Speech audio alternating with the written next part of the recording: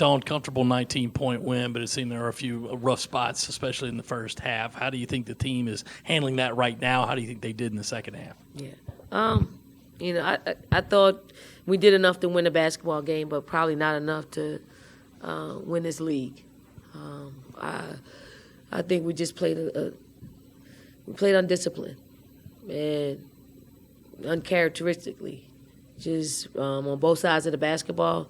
So that's disheartening because we've worked really hard to have those instances not appear as much in the game, or we're able to cover it up a little bit better. We weren't able to do that today. And, maybe Mississippi State had a lot to do with that because they never stopped. They kept putting us back on our heels, and they kept pushing the ball at us, and they kept standing plays. And I thought we just, I don't know, it seemed like it was fun time out there. And obviously we got to get our team back to playing disciplined basketball. Coach, it seemed like there was an effort to get Camila involved early offensively with a lot of passes inside to her. Was that a conscious effort after a little bit of a slow scoring start Thursday? And then how do you think she responded? How do you evaluate the way she's been playing? Yes, we want to get Camila the ball. Camila's ceiling is high, and I think we feel a little bit more pressure to get her ready for the league, whether or not she takes her talents to the WBA or not. And I thought she did great. I thought it was different than her normal. Like, she did some step-throughs. She was aggressive. She took, more shots than she normally would take in an aggressive manner. And I like it. They didn't go in at a normal clip, but it's a starting point. I think once she starts taking more aggressive shots, she'll start making more aggressive shots. Second game in a row, and opposing guards kind of lit you guys up over 25 points. Correa Thursday and Jordan today. Is there anything you can kind of put your finger on? How much did she have? Jordan had 25, I think.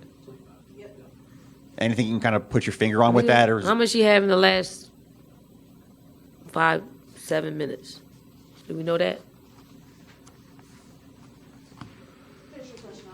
Is there anything you can put your finger on with that, or is it just kind of something you got to maybe work on in practice or in the film room? She's a great player. That's one. She can score in a variety of ways. That's two. In a couple of instances, just a couple, because she's good. And we didn't hedge out, which we wanted, and gave her a clear lane to the basket. Obviously, if you don't hedge out, she's got you beat. And you can't get back into play.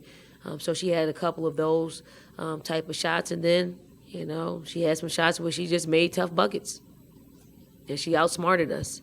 So we have to do better.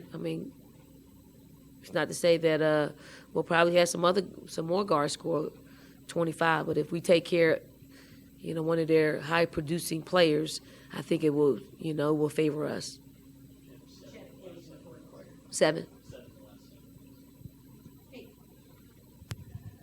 Don, you talk about getting back to disciplined play. You've been coaching a long time. I'm sure you've had teams as good or even better than this who've had kind of bobbles every once in a while.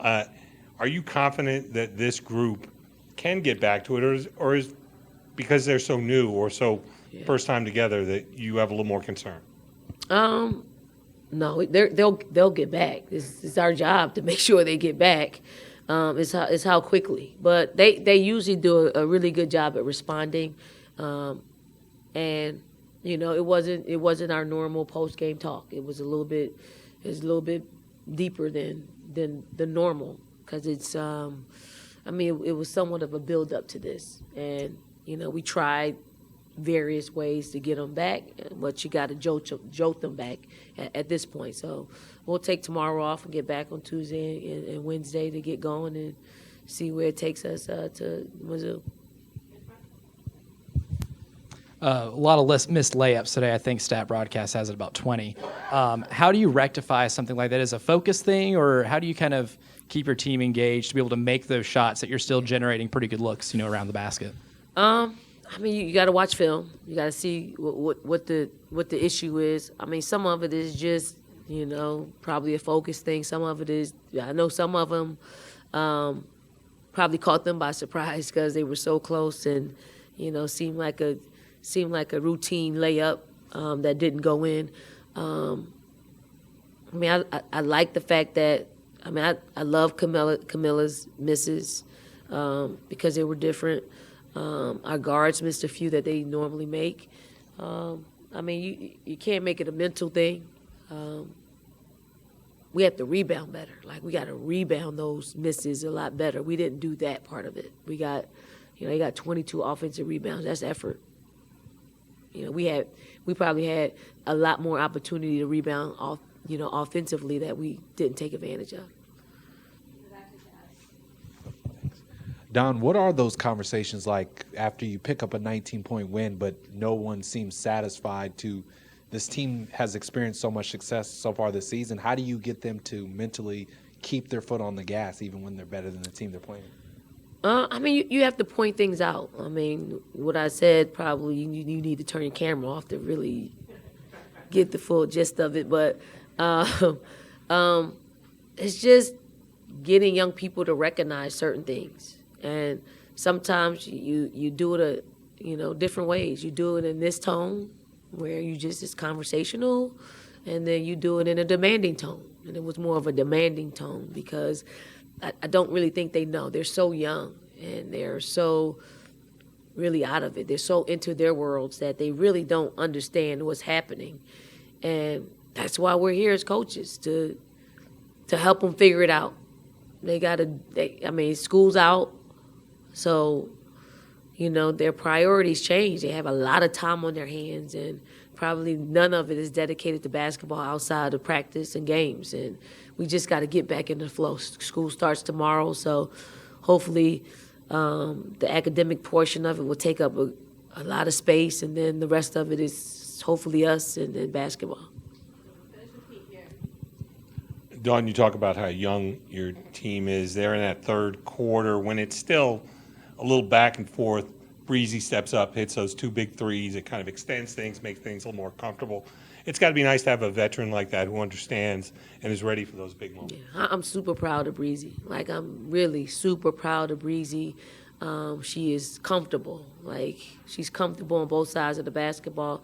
She's a very disciplined player. I often use her as an example of she never, no matter who she's guarding, she approaches it the same way. They could be a 30-point scorer. They could be a 2-point scorer. She's going to defend them like we need her to defend. And then it's, she can score. Like, she can really shoot the basketball. She can get to the basket. And I thought we probably should have put the ball in her hands a lot more and not more intentional. Obviously, she got those threes off of some reversals, and she was ready to shoot the ball. But we need to be more intentional in getting her the ball in places where she could be effective. And that's shooting threes, that's driving to the basket, that's her mid-range as well. Thank you, Coach. Thank you, everyone. Thank you. Thank you all.